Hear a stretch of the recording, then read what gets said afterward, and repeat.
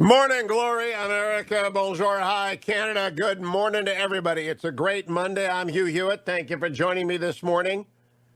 A lot of news over the weekend. Dr. Fauci says Johnson & Johnson coronavirus vaccine is likely to be back in use by Friday. Let's play his cut number 3 Well, with I don't Face know the if there have Nation, been Margaret further Brennan. cases, but we will know that by Friday. And I would be very surprised, Margaret, if we don't have a resumption in some form by Friday. A decision almost certainly will be made by Friday. I don't really anticipate that they're going to want to stretch it out a bit longer. And one way or the other, make a decision about J&J. I don't know what that's going to be, but, thinking about what the possibilities are, one of the possibilities would be to bring them back, but to do it with some form of restriction or some form of warning. But I believe by Friday we're going to know the answer to that. Now, you know what's going on is a giant CYA. Everybody kind of concluded that the FDA and the CDC screwed this up royally. Wall Street Journal this morning, J&J COVID-19 vaccine pause driven by risk of mistreating blood clots.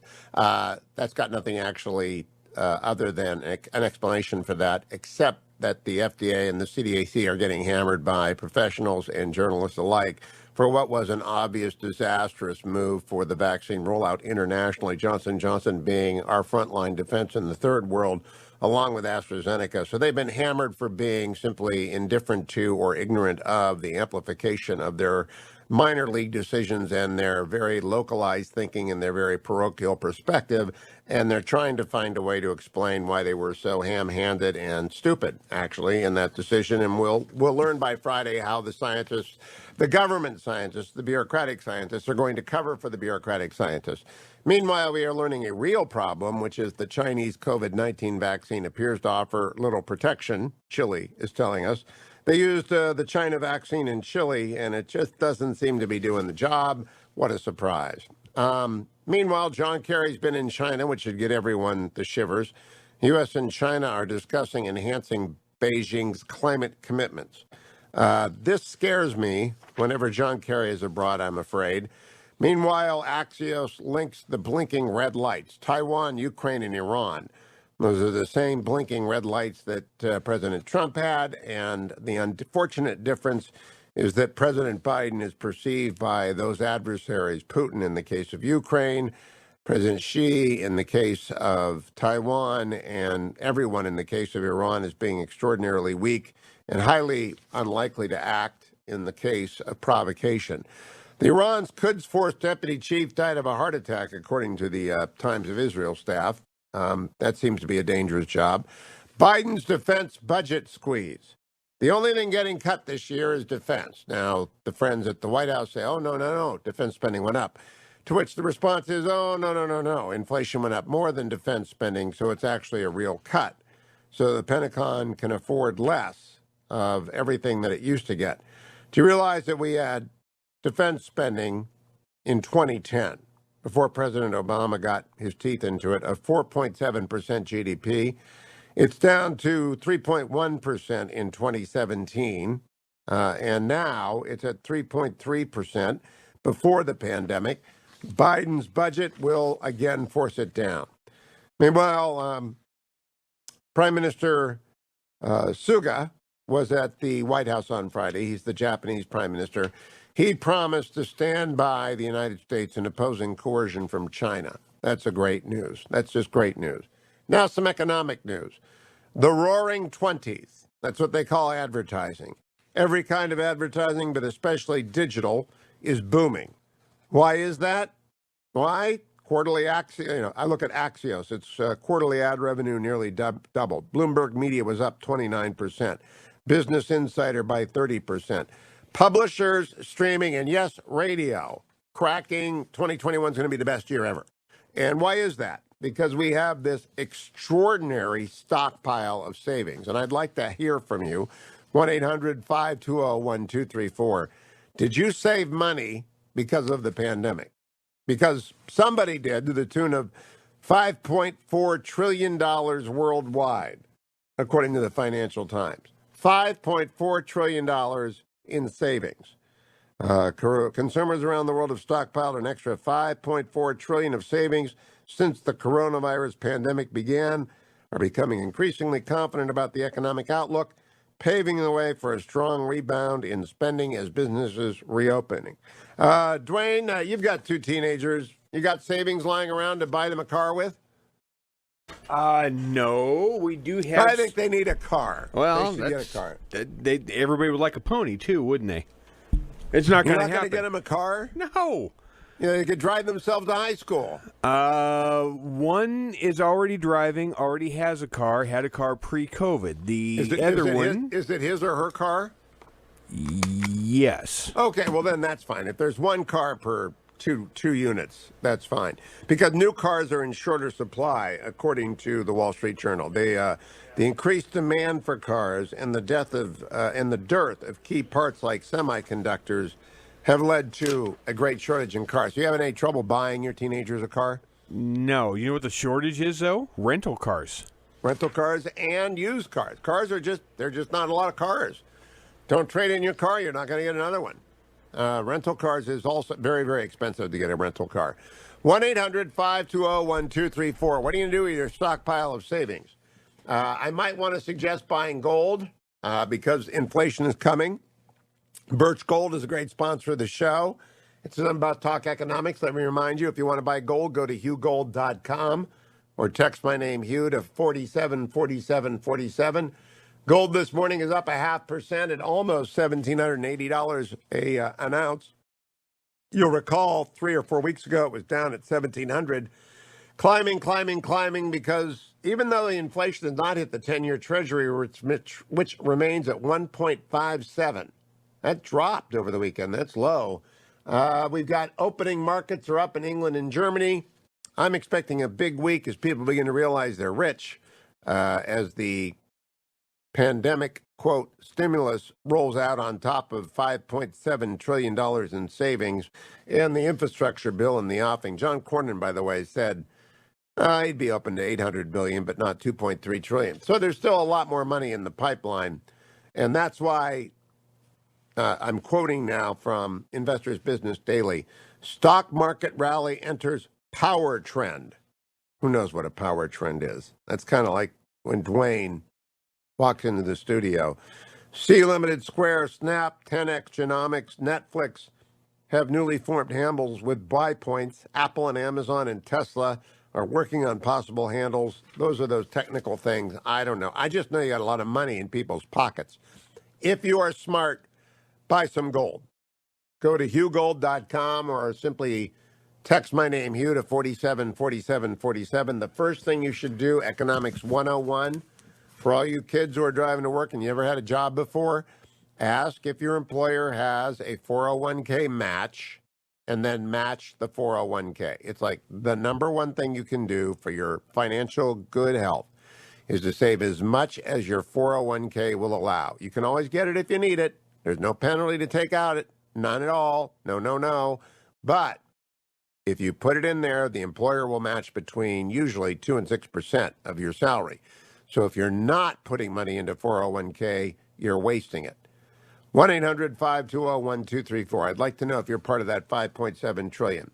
According to Roth Douthat, Ron DeSantis is the Republican autopsy. It's actually a very good column because Roth is probably America's best conservative columnist. Roth argues that DeSantis has had a very good year, and no other Republicans had a very good year, start of the year, I should say, start to 2021.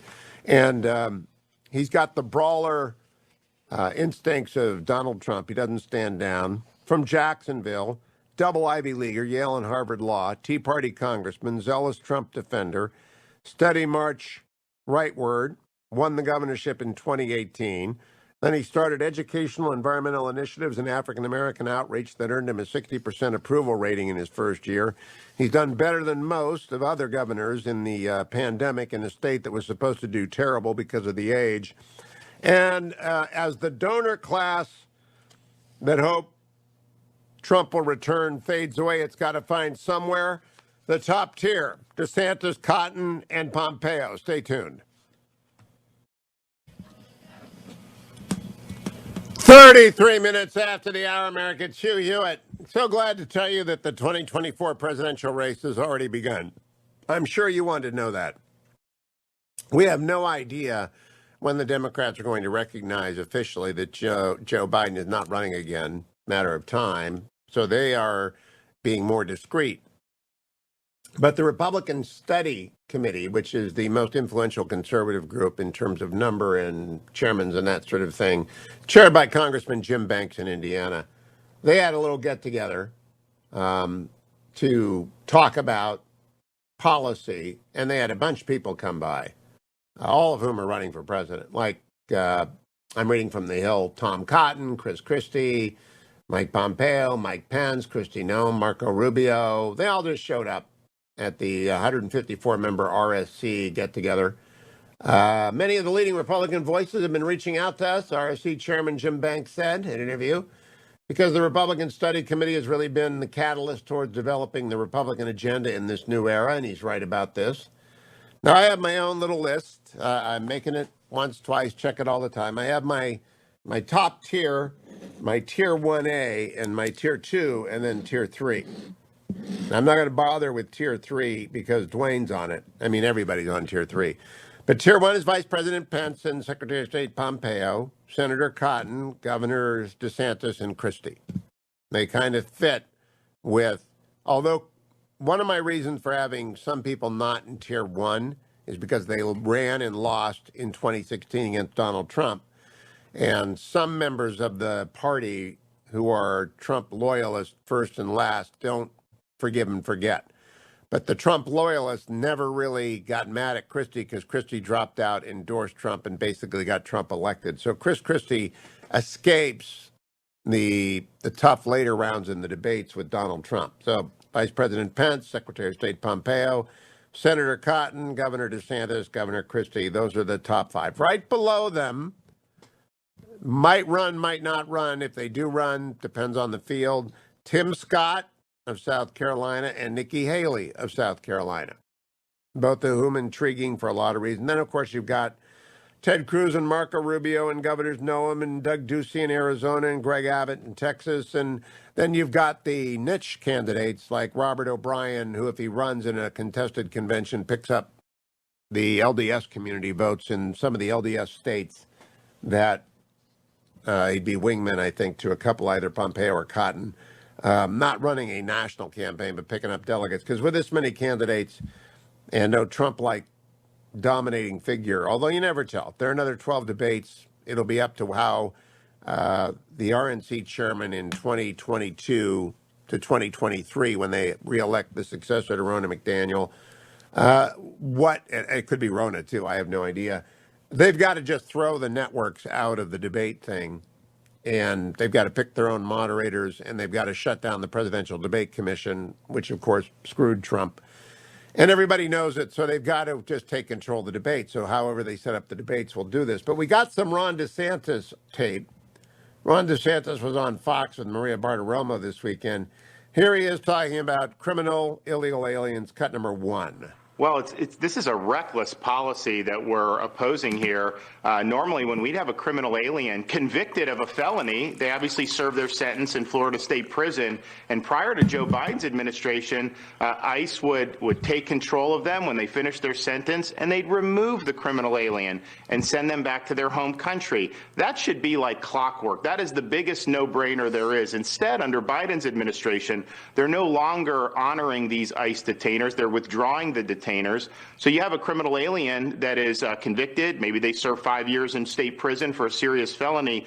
ICE is effectively releasing them back in to our communities. And we know that some of those people will reoffend. And we also know that any additional offense is by definition something that could have been prevented had they just followed the law. So the lawsuit seeks to have them actually follow the law, follow the Constitution. Maria, you'll hear excuses for why they don't enforce immigration laws in certain instances. Oh, prosecutorial discretion, focus on the most threats.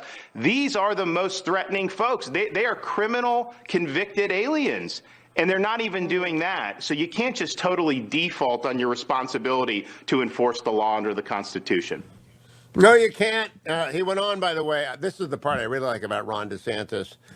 Major League Baseball is now a blue sport. Coke is a blue soft drink, and for Democrats only.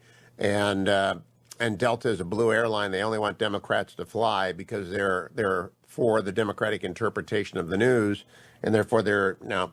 I still follow baseball. Sean Bieber had a terrific outing yesterday, tying the modern Major League Baseball record for number of starts with double-digit strikeouts. Had 13 Ks yesterday. And I'll follow it and I'll root for the Tribe. I'm just not buying any tickets or merch this year because it's a Democrat sport this year because of their knucklehead Rob Manfred, who you've never met, and if he bumped into on a subway, you'd have no idea. And he made that decision unilaterally to take the All-Star game out of Atlanta. And Americans are mad at baseball. At least half of America is mad at baseball, as they should be, because Rob Manfred, who's a dummy, got involved in something. He really has no idea what he's talking about. He hadn't read the Georgia law. The Georgia law is a fine law. It's a voter integrity law. And he just threw in with the hard left because he didn't want to deal with the hard left. And so, like Coca-Cola and Delta, they're getting blowback.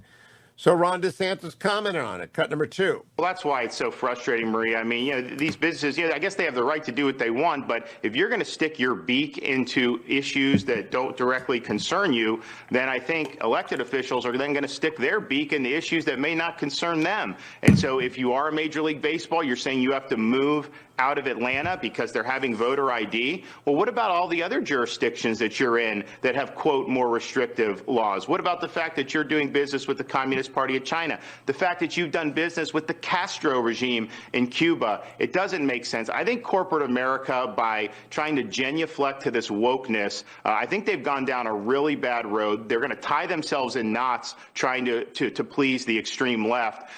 What I've told people is, if the left is after you, the minute you buckle, you're just painting a bullseye on your back. They're going to keep coming back and back and back. If you just stand your ground, yeah, they'll complain for a couple days, then they'll move on to the next outrage. And so I think some of these corporate CEOs, they need to grow some backbone, and they need to be willing to stand up and not get pushed in to taking these positions, which is, Maria, as you indicated, it's not based on facts. They're basically accepting very partisan left-wing narratives and fashioning policy based on that without actually citing the key provisions of the law that they're so offended by. Yeah, he just basically quoted Rob Manfred, the Major League Baseball commissioner, who does need a spine implant. I don't think it's possible. It's never. You need 2 spine implants. Jellyfish Manfred. They also had Mike Pompeo up with Gerard Baker. Now, I like Gerard Baker a lot. He's on Fox Business, talking about the genocide Olympics in China. Cut number 8. I do. I think it should start with the United States Olympic Committee making clear they're not going to put our young men and women in the position where they've got to go to a place where if they are competing in the games and make a comment that's adverse to the Chinese Communist Party, they could be pulled. They could be arrested. I saw the Chinese ambassador to Canada last week. Look, the majority of people who go to China don't get arrested, don't get held up. Well, that may be true. I don't think that should give any parent of any athlete any comfort. And as a political matter, we saw what happened in 1936. We saw what happened when there was Olympics held in a nation that was conducting horrible human rights violations and worse. We ought not to honor the Chinese Communist Party with a Good for him. The fellow who brought the law, Michael Waltz, is the congressman who brought the law to boycott the Olympics. It's on the floor of the House. My son works for Mike Waltz. He was on Jim Acosta's show. Now, I tuned in because I wanted to see if Jim Acosta, how he's going to run it. And sure enough, Jeff Zucker, I love Jeff. I like Jeff. I worked well with him. I would have gone back to CNN. Happy to have gone back to work for them. I wish him well. It's his last year at CNN.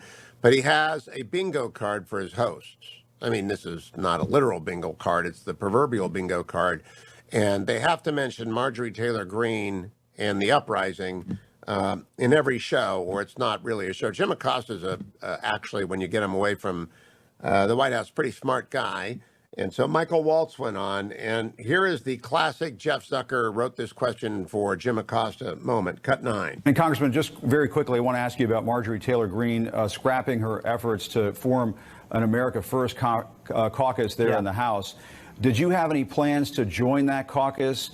And what do you make of that? Idea? I haven't seen anything. I haven't seen anything besides what was reported. I saw her statement saying there were some things floating around in the draft, but she had no plans to launch anything. But Jim, I would hope you also have Democrats on and ask them if they agree with Maxine Waters calling for more confrontation in Minneapolis as we speak with such a counterpeg. I think we need to tone down the temperature and the rhetoric on all sides, whether it's on the left or the right. We need to tone it all down.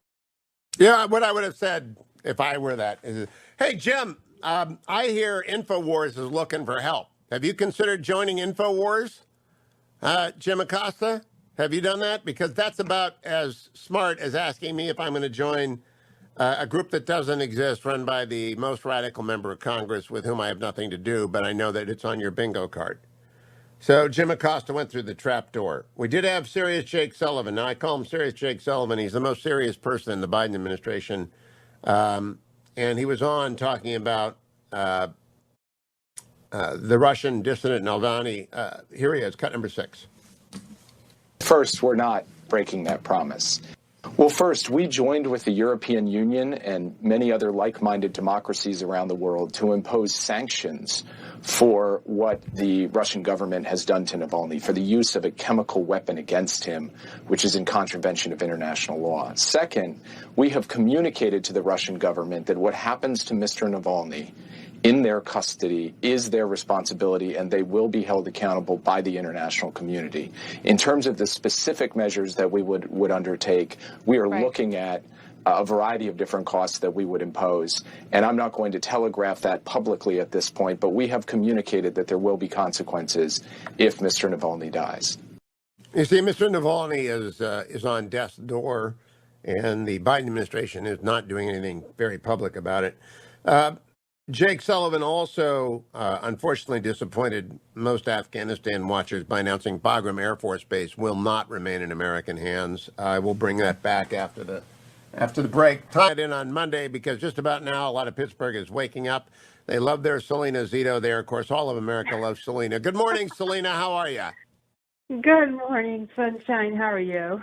Great. I loved your new Washington Examiner column on the fact that Donald Trump didn't create a coalition. He benefited from a coalition that pre-existed him and remains, as judged by the down ticket success of Republicans in 2020. Who's in that coalition, Selena? The coalition has stayed largely intact from what I wrote in the book, The Great Revolt. You have the Republican Party has become much more working class as the Democrats pushed them out since around 2000. They have Republicans have done a good job of sending a message that is very inviting to them. You also have the evangelical support. You have suburban women who are very supportive of the Second Amendment. You have a growing members of the Hispanic community, in particular working class and middle class Hispanics, and you also have the people that we call in the book called the Peroistas, people who were not traditionally motivated to show up to vote. They showed up sort of like Halley's Comet every 100 years.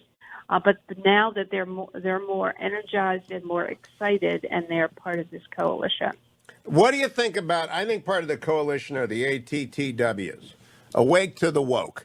And the folks who are awake to the woke don't like the woke. They think the woke is stupid. They think the woke is manipulative. They think the woke is overrepresented by about 99% in the media and in life and in stories. The awake to the woke people have just had it with Coca-Cola and Delta and Major League Baseball. You think they're part of that coalition that exists out there? Absolutely. And this is what brought back a lot of suburban voters. In particular, if you look at the down ballot races across the country, some of them you did not vote at the top of the ticket and or voted for Biden, largely based on not on being unsatisfied with Trump's policies, but certainly being unsatisfied with his comportment. But think about all the pressure that they were put up to, even before Coke, even before what Major League Baseball did. Think about all the pressure heading into last November And yet they didn't buckle. They went out and they voted Republican. You know, Democrats were supposed to have many more majorities in state legislative chambers. Not only did they not win new seats, they lost seats that they didn't think of their own that they were supposed to hold. Same goes for the U.S. House. Yeah, I believe that this agenda of packing the Supreme Court is the most radical thing. The reparations bill, Delta, Coke, Major League Baseball going hard blue. I think there's blowback coming in 2022. I really do. I think it's going to be a walk in the park because they spent all this money. People got a $1,400 check maybe, but that's not that. You know, $7 trillion went out the door, and they got $1,400 like those T-shirts that people got when mom and dad went to Key West. And I do believe that most of America has had it with woke, and I don't think that's showing up. Certainly, you won't see it on network television. They're afraid of the woke. Yeah, absolutely. Look, our cultural curators are these corporations, these institutions, and most of our large news organizations all live in the same super zip codes. They all socialize with the same people. They all went to the same kinds of schools, and they all hold the same values. Unfortunately, they are completely disconnected from the people that purchase their products or sit in their seats or listen to their watch their movies or buy their products. And people that do buy all of these products or are in the market for them are tired of being lectured to. They're tired of being told how inferior they are. Well, my premise for 2022 is that Donald Trump helped the left in 2020 by drawing off some of the people who had an aesthetic argument with him, particularly suburban women, and they will bounce back to the center and the right in 2022 and crush Democrats. I just think that Trump provided cover for a lot of people who are otherwise going to go back and just be very militant against the left-wing lurch of the Democrats, Selena. I absolutely agree. I don't think you're wrong. I think you've nailed it. And it's what I see and what I hear out here and the people that I interview, the people that I listen to. And they're only, the media and the Democrats are only escalating that they're literally shoving them back to the Republican Party. The Maxine Waters calling for unrest in Minneapolis. I mean, there are times when you wonder who's running that party, and the woke are in charge. Hey, Selena Zito at selenazito.com for everything Selena. I just tweeted out her new column in the Washington Examiner. But if you want everything Selena, sign up at selenazito.com. Come right back to hour number 2 of today's Hugh Hewitt Show. Morning, glory, America. Bonjour, hi, Canada. Greetings, everyone. Jake Sherman joins me from Punchbowl News, which I read every morning, punchbowlnews.com. You don't have to subscribe. They will just send you their Punchbowl News in the morning. How are you, Jake? I'm wonderful. How are you? Good. Now, we've been doing this for a few months now. Now is my first complaint ever about Punchbowl News. What do you think it is? I don't know. I'm curious to hear what you think it is. I'm curious to hear what it is, and I'll let you know if it surprises me. Your number one story leads with Marjorie Taylor Greene and Paul Gosar abandoning their plans to create an America First caucus. Marjorie Taylor Greene is the most marginal member of the House of Representatives. She's got nothing to do with the Republican Party except she won a divided primary. She's going to get redistricted out of existence. And she started a stupid idea. She probably didn't even know that the America First caucus has a name that is redolent with bad vibes from the 1930s. And Jim Acosta did the same thing with Michael Waltz. And I want to play that clip for our audience, and let's talk about how the media covers the marginal.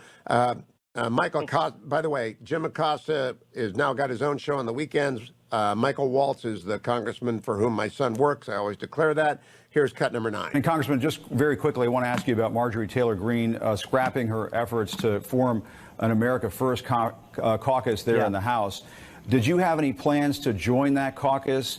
And what do you make of that? Idea? I haven't seen anything. I haven't seen anything besides what was reported. I saw her statement saying there were some things floating around in the draft, but she had no plans to launch anything. But Jim, I would hope you also have Democrats on and ask them if they agree with Maxine Waters calling for more confrontation in Minneapolis as we speak with such a counterpeg. I think we need to tone down the temperature and the rhetoric on all sides, whether it's on the left or the right. We need to tone it all down. So, that's like if I had been Waltz and I was not consulted, I would have asked Jim Acosta if he planned to join InfoWars. I mean, it's just crazy, Jake, that we pay any attention to the marginal. And Michael Waltz made a very good point. Maxine Waters, the chairman of a committee, she's made very controversial comment. She's not in the punch bowl this morning. Yes, she is. She's the next thing down. I'm sorry.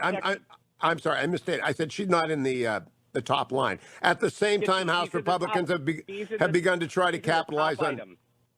Well, Yeah, okay, I call the top. I call the top item the first paragraph, but there it is right there. At the same time, House Republicans have begun to try to capitalize on Representative Maxine Waters saying in Minnesota. Now, I do object to the phrasing of that. Why not just cover what she said? I had a text about that this morning, but let me put it this way. That's like Republicans pounce. Republicans pounce. No, it's not like that. It's not like that. Someone else said that, and I had a discussion with them this morning. I have a lot of discussions, Hugh, as you can imagine, between the hours of 6 and 7. But no, listen, here's the thing. The Republicans are going to move to try to censure Maxine Waters. It's actually going to be a tough vote. When we say they try to capitalize on it, censure means that's what we meant. I mean, could we have phrased it differently? Sure. I don't think it's not a Republicans pounce thing. I think that Republicans are going to try to censure her this week.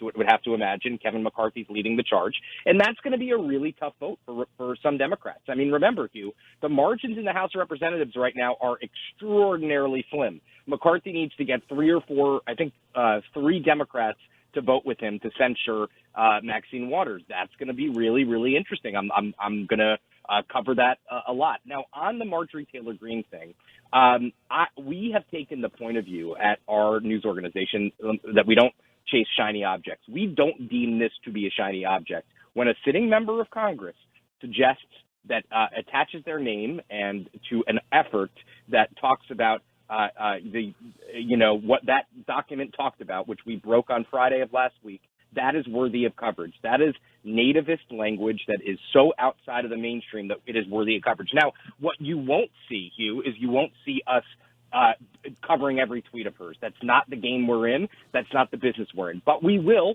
when it's time, and we can agree to disagree on this, and we don't cover her heavily. But in things like this, the leadership was forced to respond. I didn't ask them for comment. They were forced to respond on their own, and they spoke out against this. So we thought this was very, very, very worthy of coverage.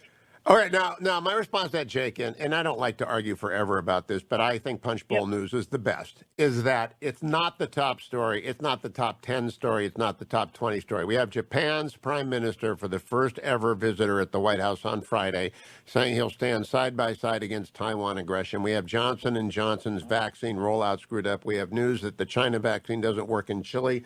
We've got we got so many different stories, and we've got John Cornyn, probably the most significant domestic story, saying, "Look, I'll take $100 million. I'll take infrastructure for $800 million, Alex. That sort of stuff, as opposed to $2.3 trillion."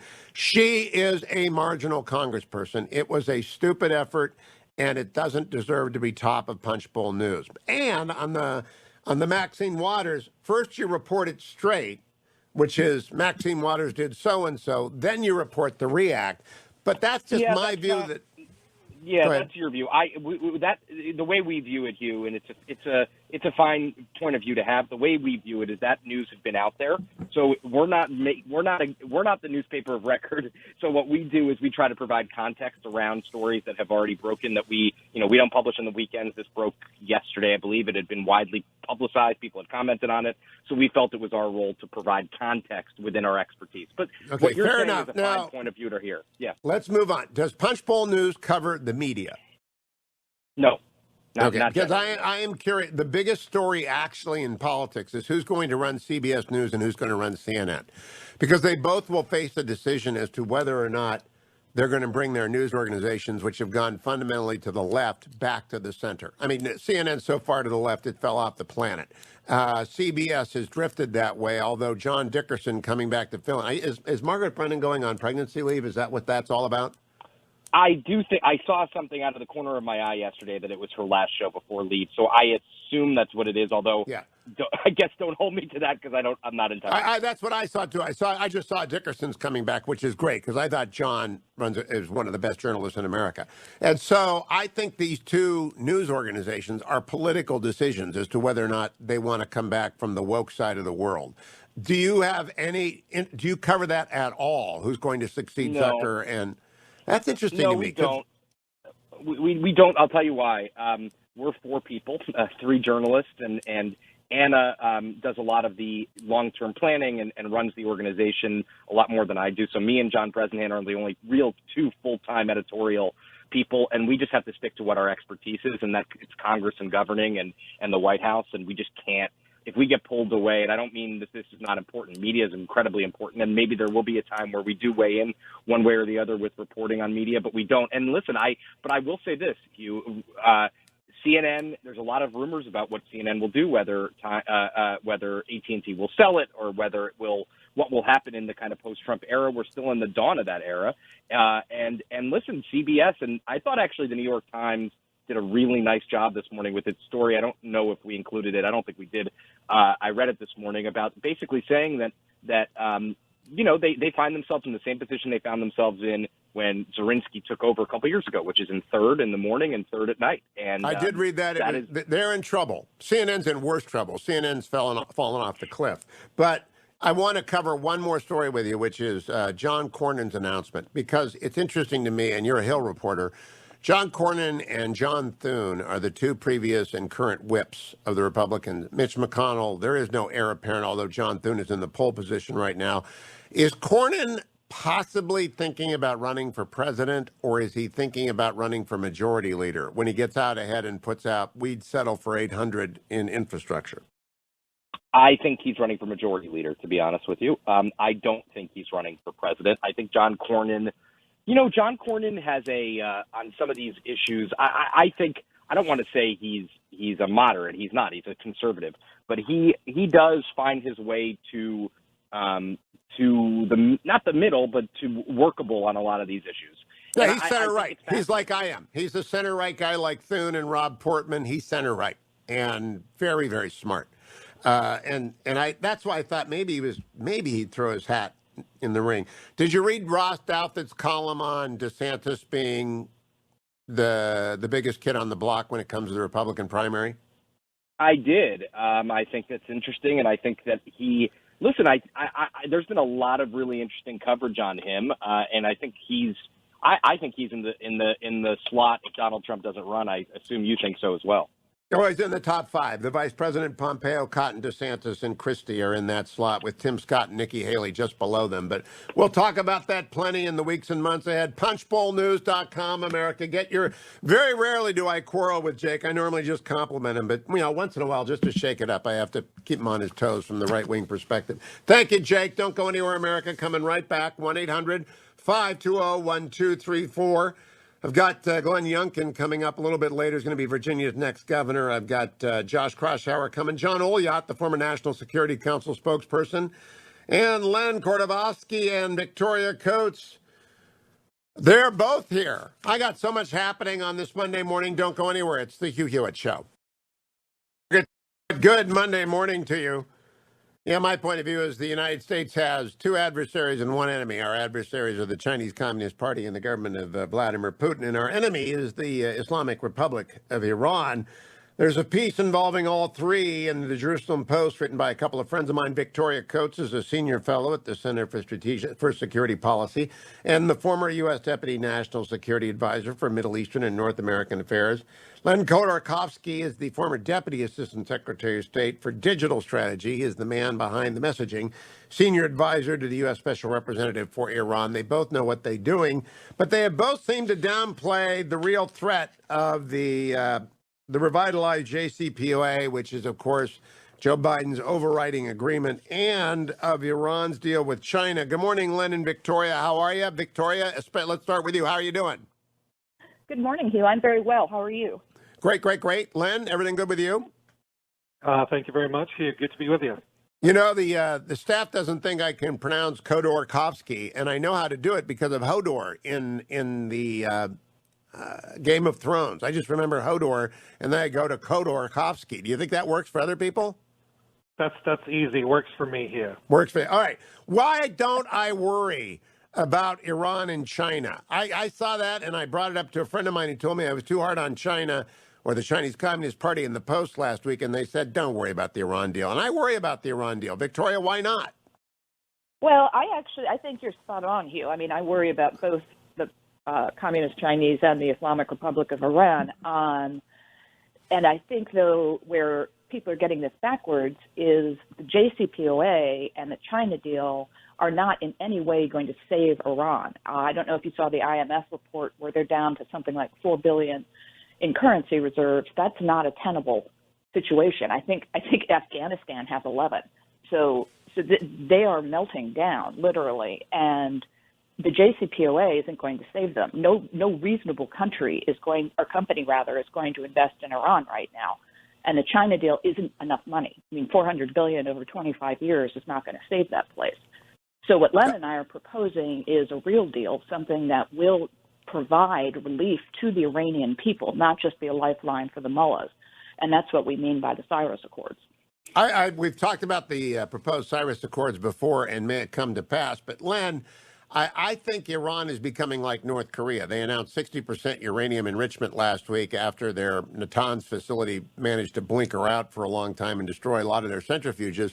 And that just reminds me of North Korean, quote, diplomacy over the years, which is to rattle sabers and threaten in order to try and get some bailout money. Is that what's going on in Tehran?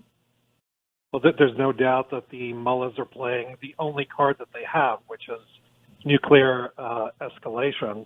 But in the end, they do know that there's no way that the United States, Israel, or any of our allies will permit Iran to become a nuclear power. That's just a recipe for disaster. It is the single most destabilizing force in the region, and they know that. They know that. So they're basically playing the Biden administration because, I mean, what do you expect when the administration's top priorities are diversity and climate? I mean, they're setting themselves up for disaster. And I would just add this, Hugh, that all of this talk about the deal or no deal, JCPOA 2.0 or not, is missing the point. It's not about the deal. It's about United States national security. JCPOA 1.0 did not secure our nation, nor will JCPOA 2.0, and we should focus on what's important here, and that is to strengthen our national security by weakening the world's top state sponsor of terrorism. I agree with that. Now, Victoria, when a car is totaled, it's not normally repaired, and the JCPOA was totaled even before the Trump team took over, but it's truly a wreckage now. They're trying to rehabilitate it. I don't think it's going to work. And John Kerry was in China preaching climate stuff. To me, this is the biggest diplomatic crisis. We're in the 1930s. The Rhineland is upon us. We're going to see China do something crazy before long. Do you agree with my rather dire assessment of the world right now? Well, it's certainly a tough time, Hugh. I mean, we have, don't forget about the Russians on the borders of Ukraine. We have, China eyeing Taiwan, and we have the Iranians enriching at 60%. I mean, this has taken them less than 100 days to get to three major crises simultaneously, none of which they seem prepared to deal with. And in terms of the Iran deal, I completely agree. I mean, I think it was fraudulently negotiated from the get-go. It's defunct. There's no point in going back in unless you think you can use it as some kind of bargaining chip with China to get to a climate deal, which, as Len said, is clearly the top priority. And it's just backwards. I mean, we left them with absolutely historic economic pressure on Iran, which is what I was just talking about, that nothing like that had been done before. What they should have done is, if they were going to talk to them, say, look, nothing's coming off, nothing's moving. As a matter of fact, we're going to make it worse. until you renounce hostilities with Israel, the United States, and your neighbors. Very simple. That's all you have to do. That's the basis of the peace deals with Egypt and Jordan, and then with the historic Abraham Accords from last year. You just renounce hostility, and then all things are possible. But no, they didn't do that. Khomeiniism will never allow that to happen, I'm afraid. And so you're talking about regime change. And even though the Quds Force #2 had a heart attack, so that's 2 out of 3 in the last 2 years for them. I'm just not an optimist. Len, do you think President Xi and President Putin talk to each other? Because it does seem to me that when you've got those divisions on the border with Ukraine, actually within Ukraine on the new border with Ukraine, and you've got the incursions into Taiwan airspace that the Chinese Communist Party is routinely ordering now, there may be a bit of coordination going on between our adversaries about the morsels in their path. I think they talk to each other, but I don't think they trust each other. I think that mistrust goes back decades. And even though they're both communist regimes, I think they have their own self-serving agendas. And I assume that there might be some heads up on the things that you mentioned, just as there might be heads up from the Israelis to the Russians in Syria when they bomb Iranian outposts. But practically speaking, I don't think they're buddies, and they'll collaborate when they need to, but I don't think there's any trust between them. Now, Len, you are a product of the Soviet Union. People don't know that you were born in the Soviet Union and emigrated to the United States as a young lad. And you're right, there's a historic enmity between the Russian Empire and the Chinese Empire that suggests they would not get along for long. But they don't have to get along for long. If Russia wants to go east and China wants to go towards Taiwan, right, they can do that fairly quickly. Russia goes west, excuse me. That's what they would like to do, but I don't think they need each other's permission to act on those impulses. Look, there's a big check on what any authoritarian regime does, and that is the moral clarity of the position of the United States. And so when authoritarians all over the world feel that the United States is retreating, is sending a signal of weakness, they will act with boldness. And that is an important thing for us to consider as we're, trying to figure out a way to deal with the Russians and the Chinese. I mean, for the Russians, our European friends need to help us out. They have to stop the Nord Stream 2 project. They can't, on one hand, complain about Russia, and on the other hand, finance them. And China, same thing. China and Europe have discussed a long-term deal, and our European friends cannot look the other way on the threats coming from the Chinese communists for the sake of commercial gain. Now, Victoria, if the mullahs are down to $8 billion in reserves, do the Chinese communists do a Belt and Road initiative and lifeline them the cash they need in exchange for, oil for the next 20 years? Is that what's going to happen here? Well, that's certainly what China wants to do, Hugh, and for them, it's a cheap gas station, basically. And I think the Iranian people need to know that $400 billion is not going to go into roads and infrastructure and healthcare and all the things they desperately need. It will be funneled by the mullahs into their Swiss bank accounts and then into their terrorist proxies. I don't know if you saw that Hezbollah, for example, suddenly in Lebanon has started their version of Costco. You have to apply to Hezbollah to be a supporter and prove that you're a supporter, then you get a card, then you eat. So essentially, the regime in Tehran right now is deciding who eats in Lebanon, which is a nasty little habit they have. They use it in Yemen as well. But the Chinese investments in Iran will all be things that further China's interests. So it's not going to address their climate catastrophe. It's not going to address their water crisis. It's all going to be things that advance China's interests. So as I said, this isn't going to fix anything for Iran. It is just a lifeline to the mullahs. And we've seen it coming to pass over the last 6 weeks with the increased illicit oil sales to China, to which the administration is turning a blind eye. That is basically what is financing Tehran and what's giving them the chutzpah, if you will, to drive such a hard bargain in Vienna, even when they are in such economic distress. Len Kordakovsky, last word to you. It appears to me as though we're really signaling weakness. Weakness is provocative. John Kerry is doing climate negotiations even as China threatens Taiwan and the Philippines, although they've withdrawn their boats from Whitsun Reef now. Has this administration signaled already, and I mean irrevocably so, that the window of opportunity is open for the world's most predatory states? I believe so, but let me level set this for folks. China is, or I should say, the Chinese Communist Party is perpetrating genocide right now in Xinjiang against a Uyghur Muslim population. There are over 1 million Uyghur Muslims in concentration camps. So imagine talking climate to the Nazi regime in the 30s or 40s when they were embarking on the final solution.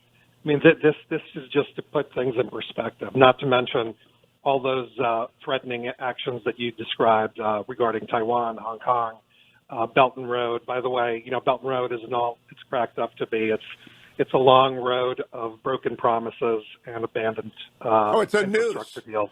It's a noose. But did anybody ask John Kerry? Have you either of you seen John Kerry get asked one question about the genocide declaration, which, by the way, has been endorsed by Tony Blinken, who appears to be an attaché to John Kerry? That would be Not that I'm aware. terribly bad manners, Hugh. I can't imagine anyone would trouble Mr. Kerry with something like that. I'm astonished John Kerry went, but he did. And the Cyrus Accords are a great idea, but we're going to need a new administration before someone embraces the Eisenhower dictum. If you want to solve a problem, make it larger. Len Kordakovsky and Victoria Coates, always a pleasure, you two. Keep sending me the stuff when you put it out there. I appreciate it very much. Don't go anywhere, America. I got lots more ahead, including Glenn Youngkin's coming up. I'm here. Can you hear me? There you are. Yes, we can. Now we got you. That's good. So, Glenn, how are you going to get people to find the 38 places that they can vote on May 8th? So, Hugh, first of all, thanks for having me. It's the best show in America, and I just love being with you. We have got huge momentum, and what's happened in the last week has just been so encouraging. Just to put it in context, when this was going to be a normal convention, they were hoping to have 5,000 people attend. And Hugh, we crested on Saturday 13,000 delegates that had filed just to support me. So we're way out in front on delegate support. And so the big thing we're doing is making sure that all Republicans who are participating will know where to go and how to get there and what to do, because it's confusing. And so we're just punching out as much information as we possibly can to make sure that everybody knows where to go. But oh, by the way, it's between 9 and 4 o'clock on Saturday, and they can either come to our website or they can go to the local county website where they live and figure out where to go. But this is going to be a big day on May the 8th with lots of participation from Republicans across Virginia. Now, you just added a new piece of information. I'm supposed to know this stuff. It closes at 4 p.m., so you got to get there between 9 and 4? You do. You have to get there between 9 and 4, and you're gonna drive up. You're gonna get a ballot. You'll fill out your ballot. You'll drop it off, and you'll leave. Now, I've been telling people I'm going to throw what they used to call a bullet, just fill in Glenn Youngkin and leave everyone else, even though they have tiered voting. I don't believe in tiered voting. I always vote for who I want, and I don't play that game. What is why did you get 13,000 people to sign up? What was their number one? What was your pitch to them, Glenn Youngkin? Well, first of all, Hugh, we are out working everybody. We've covered nearly 16,000 miles in 12 weeks.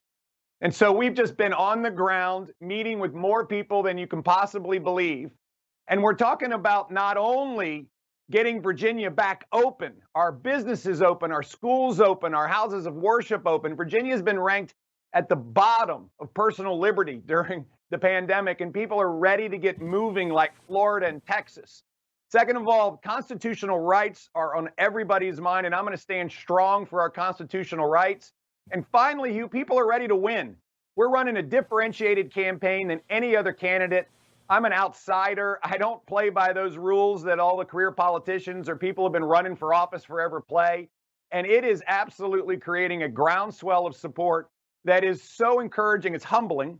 but it's so encouraging. And so here we go. We are just on a roll. I got a giant endorsement last Friday from the Middle Resolution PAC. We had the strongest fundraising report last week of all candidates, not just Republicans, but all candidates last week. And there's just a lot of momentum in this campaign, and I cannot wait to win on May 8th and then move forward and take on Terry McAuliffe, whoever else they send at us, and win in November and take Virginia back.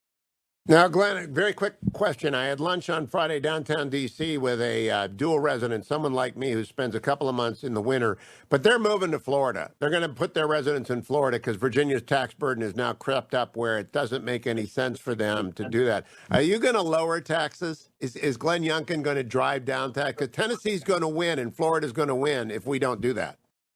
You bet. It's at the top of the list of things to get moving on. Virginia is not competitive. We're losing to Tennessee, North Carolina, South Carolina, Florida, and Texas. Not only are we not competitive, but as you said, people are moving away. We've been a net exporter of families the last few years for job opportunities, for cost of living. And absent North Carolina, I'd say for Republican governors. And so, yes, taxes are top of the list to move down. We have to compete. Even West Virginia is going to be moving to zero. So our senior economic advisor, Stephen Moore, has been working with us on a plan, and we're going to get moving on this quickly to get Virginia competitive and winning again. Okay, Glenn Youngkin, very quickly, what's the website where people can find out where to vote on May 8th, Saturday, May the 8th, between 9 and 4? Youngkin4governor.com, YOUNGKIN, 4governor.com. And it's the best radio show in the country. And as your Republican governor, I will be on anytime you'll let me join you. I'll get you often, early and often, because I'm going to complain about closing down the movie theaters at Potomac Yards, but I guess we need a new campus for Virginia Tech. But nevertheless, Glenn Youngkin, congratulations. I know you'll work through the tape. Come back next week and remind everyone, because it's the screwiest system in America. May 8th, Saturday, May 8th. I'm all over the Commonwealth. I got like 5 stations all over the Commonwealth. You got to vote between 9 and 4. You've got to already have registered as a delegate, which I am. And you got to get out there and vote for Glenn Youngkin on May 8th. Don't go anywhere, America, and throw a bullet. Don't go voting in rank order. That's just the dumbest system. Boy, did they screw up this primary, but Glenn's going to win it anyway. Stay tuned, America. Hour number 3 straight ahead. Morning, glory, America. Bonjour. Hi, Canada. I'm Hugh Hewitt, back inside the Beltway. John Elliott was deputy assistant to President Trump for many years, the NSC spokesperson as well for a couple of years, worked closely with O'Brien and everybody over there. John Elliott joins me now. Good morning, John. How are you? Hey, good morning, Hugh. I'm doing great. Great to be on your program. Best in the country.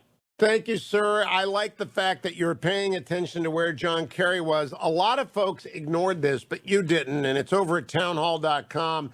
Explain to people where John Kerry ended up in the middle, as China engages in genocide, where John Kerry went. So this is the first senior administration official to actually touch down in China. And, we're engaged in a great power competition, as Victoria and Len had early on your program.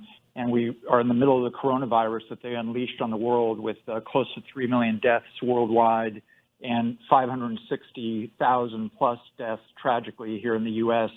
And so Kerry touches down to discuss, just wait for it, climate change.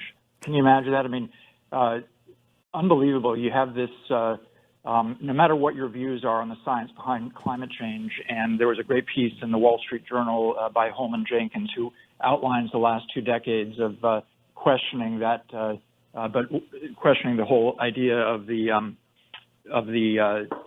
climate crisis, if you will, or climate change crisis.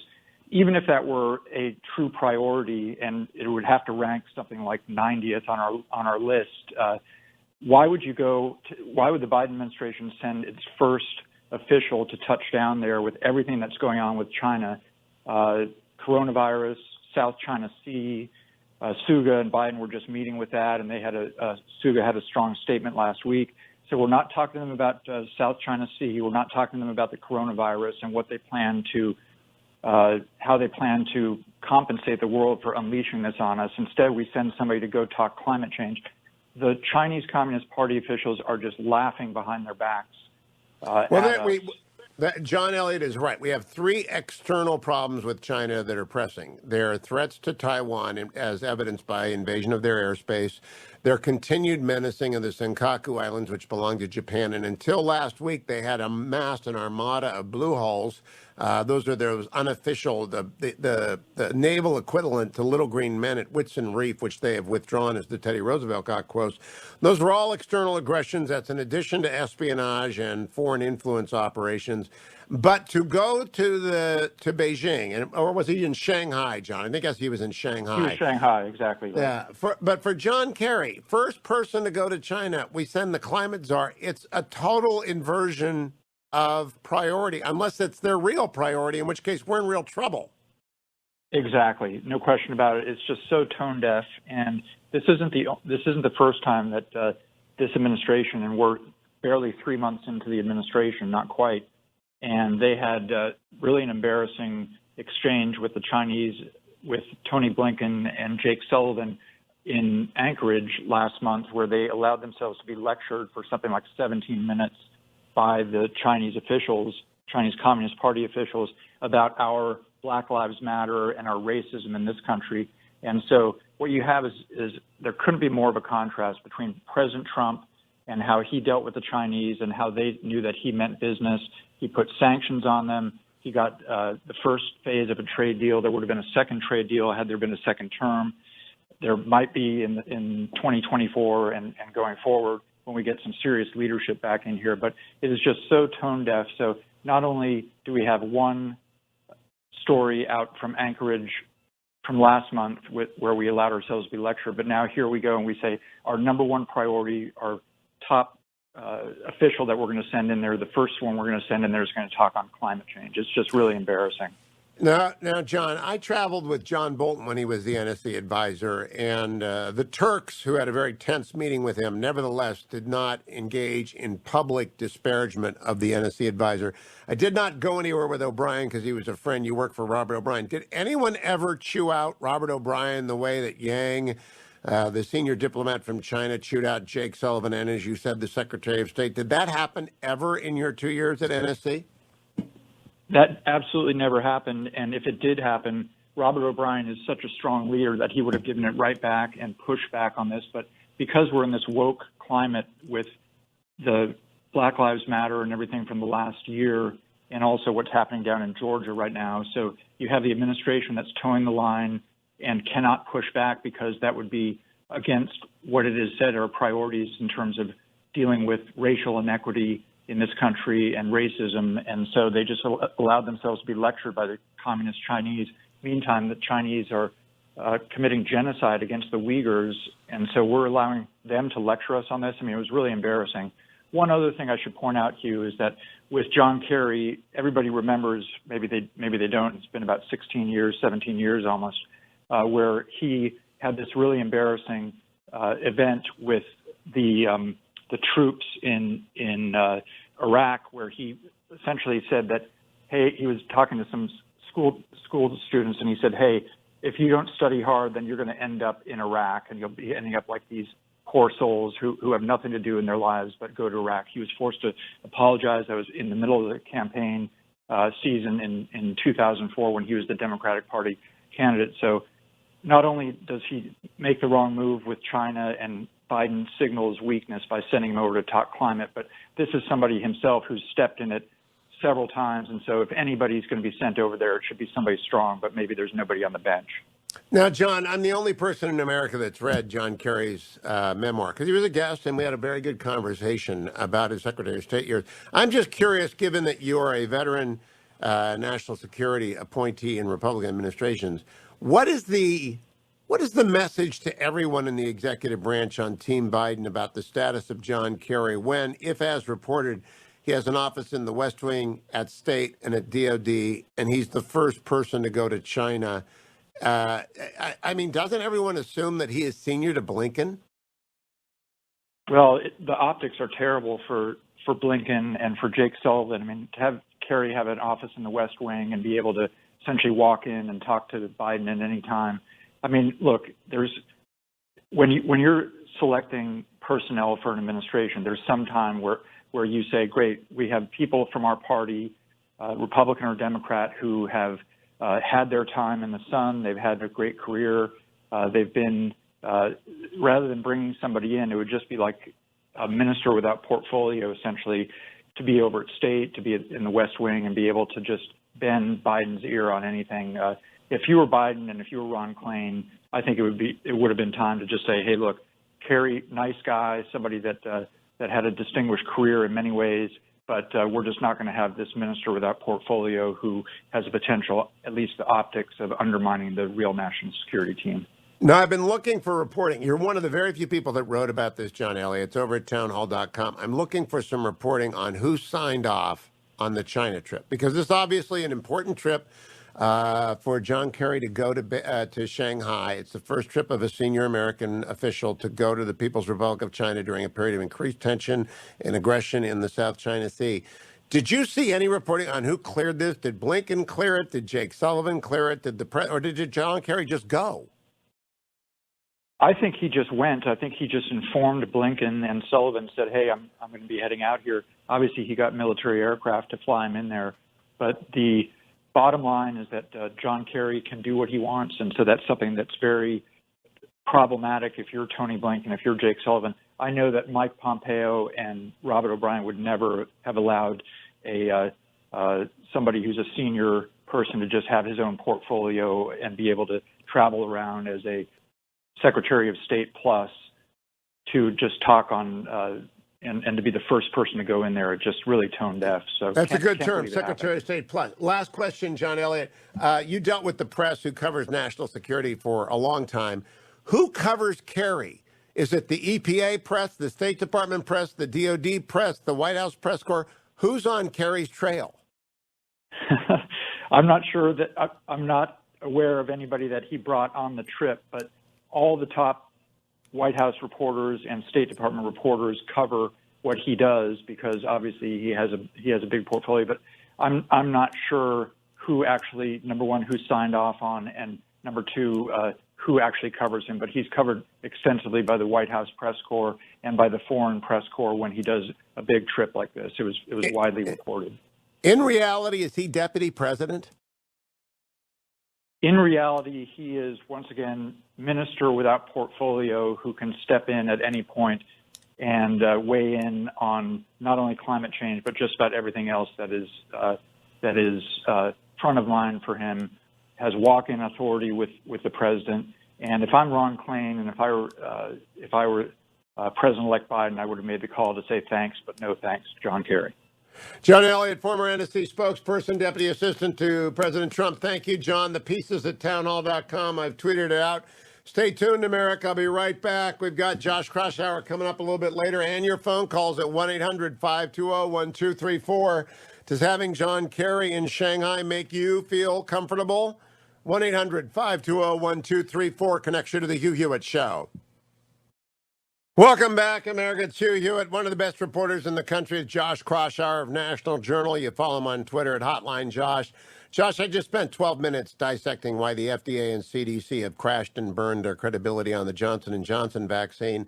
I am a fan of Dr. Fauci, but I can't keep apologizing for him urging people to wear masks after they've been vaccinated. It's nuts, and it's going to destroy what little standing FDA and CDC have. Agree or disagree? Totally agree. And I'm sort of befuddled by the fact that the CDC, I mean, one of the interesting contrasts, Hugh, has been the corporate private sector messaging. Walgreens has an ad campaign saying, you get the vaccine, hug your grandkids, travel, you're able to celebrate that you're now able to live a normal life. Whereas Fauci's messaging on the Sunday shows sounded like he was saying you still need to basically live like a hermit, even if you're fully vaccinated. It is a self-defeating message, number one, because people, some of the vaccine hesitant populations may decide, well, no, I'm not going to get a vaccine if it's not going to give me the freedom that I've long awaited. And it just is not based in science. I mean, David Shore, I'm sure you've heard of him, Hugh, the Democratic data scientist. He, reported that you're 300 times more likely to die just by going out and driving 10 miles in any given day than you are to die from, after being fully vaccinated. So, the degree of just 100% safetyism that Fauci is demanding is totally at odds with, I think, where most Americans are living their lives publicly. And moreover, this is not a Tony Fauci story. This is a Wall Street Journal story. U.S. health authorities came close to simply warning about a blood clotting risk from Johnson & Johnson's COVID-19 vaccine, but decided to recommend pausing out of concern doctors would improperly treat the condition. People familiar with the matter said. This is government scientitis, Josh Kraushaar. They have no idea what they did to the Johnson & Johnson and AstraZeneca rollout in the third world, where the greatest risk to the United States now resides in the production of a variant that can evade vaccines. We need to get the world vaccinated, and they threw up a giant black mark against these, especially in low information, where only a story comes through now and now, populations that are outside of the United States. It's as though they don't have any serious risk assessment economists or communication specialists in those agencies.